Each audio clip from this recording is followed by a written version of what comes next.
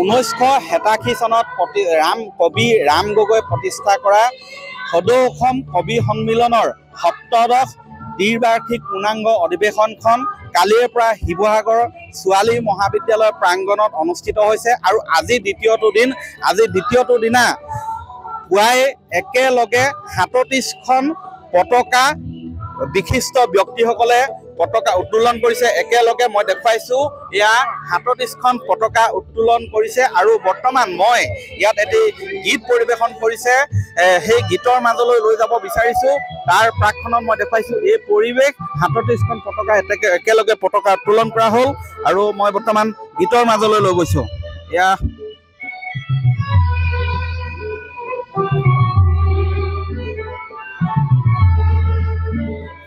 আমি বুজিছো কবিৰ জীৱন কাব্য শিল্পৰ বিকাশ মাটি মানুহ সমাজ ব্যাপী কবিতাৰ পৰম প্ৰকাশ।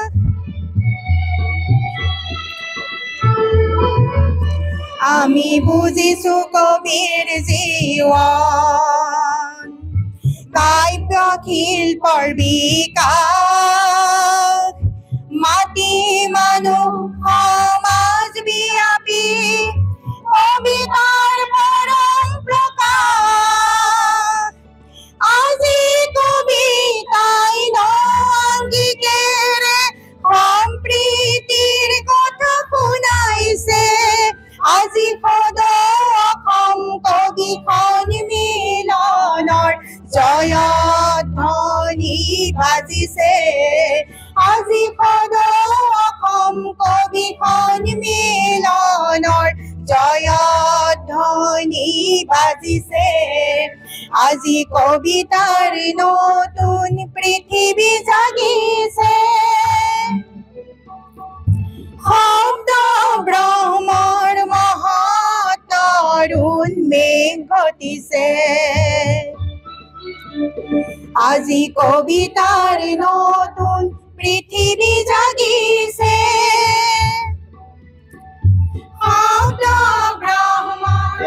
মই দেখুৱাইছোঁ সদৌ অসম কবি সন্মিলনৰ পূৰ্ণাংগ দ্বিবাৰ্ষিক অধিৱেশনৰ আজি দ্বিতীয়টো দিন। মই সদৌ অসম কবি সন্মিলনৰ সভাপতি বংশী বৰা আছে, তেওঁৰ ভাষ্য ল'ম। দাদা হয়, নমস্কাৰ। হয়, আমি 2 বছৰ মানে অতিক্ৰম কৰিলোঁ আৰু আজি আমাৰ শেষ দিন।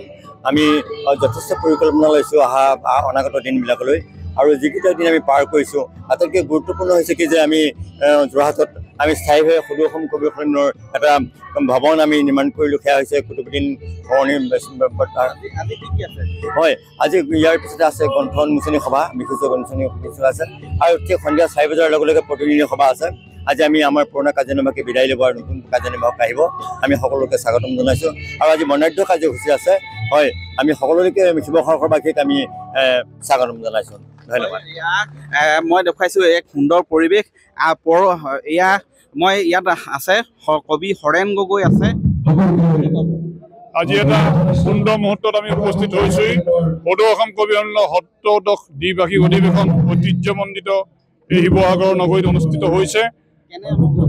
আজি দিনটোত এনে এটা অনুভৱ হৈছে, আমি সমগ্ৰ অসমৰ কবিসকল ইয়াত আজি সমবেত হৈছোঁহি।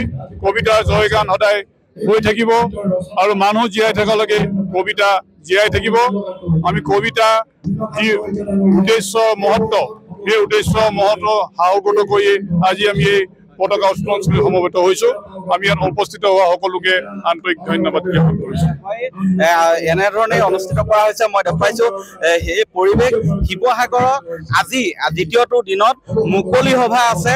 মুকলি সভাৰ উপৰিও আজি প্ৰতিনিধি সভা আছে। আজিৰ দিনটোতে পৰৱৰ্তী কাৰ্যকালৰ বাবে পৰৱৰ্তী 2টা বছৰৰ কাৰ্যকালৰ বাবে আজি এই প্ৰতিনিধি সভাতে আচলতে প্ৰতিনিধিসকলৰ সভাতে সদৌ অসম কবি সন্মিলনৰ পৰৱৰ্তী সভাপতি আৰু সম্পাদকো নিৰ্বাচিত হ'ব। আমি শিৱসাগৰ পৰিৱেশ দেখুৱাইছোঁ। ইয়াত যি অভ্যৰ্থনা সমিতিৰ সম্পাদক আছে জয়জ্যোতি গগৈ, তেওঁ সদৌ অসম কবি সন্মিলনৰ সমলয় আলোচনীৰো সম্পাদক, তেখেতে পৰৱৰ্তী সম্পাদক হিচাপে নিৰ্বাচিত হোৱাৰ পূৰ্ণ সম্ভাৱনা আছে।